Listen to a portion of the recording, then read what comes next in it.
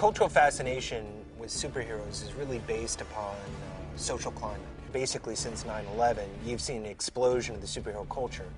It's wish fulfillment in the sense of social justice. In other words, superheroes can fix everything. They can do everything.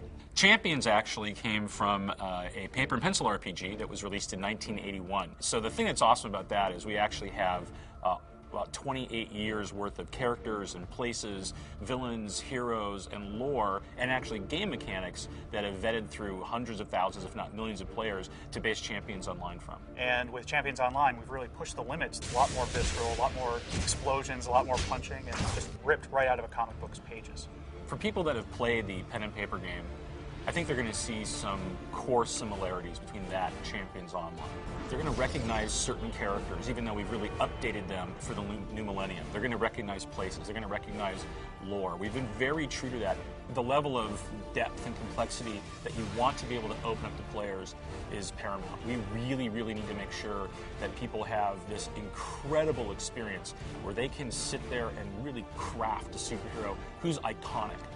We know that people want to be able to fly into the middle of Millennium City with their hero and have other players look up and go, oh wow, that guy looks incredible, there he is, I can't believe it. And you're showing off your powers and effects, the look of your character, and that's something that we really, really give you all the tools for in the character creation system.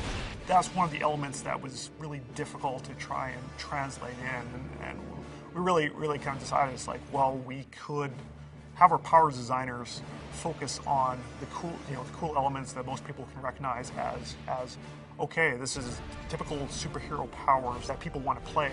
Let's build those ahead of time so people don't have to waste like tons of time doing it. Doesn't mean that there isn't customization in a lot of our powers in the game. We have people on the development team that care a lot about the storyline, that care a lot about how we convey things like emotions in the story across the players.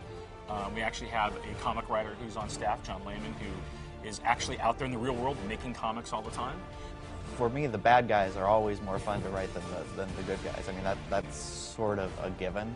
They're just, they're more interesting. They bring more drama. We decided that we were going to show a range of environments.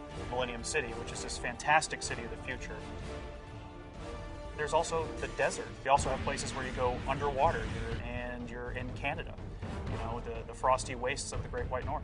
We wanted to make it feel like an action comic book, so we have a lot more active movement, players moving around, reacting to villains of the game, etc. Very much action, biff pow type of comic book feeling.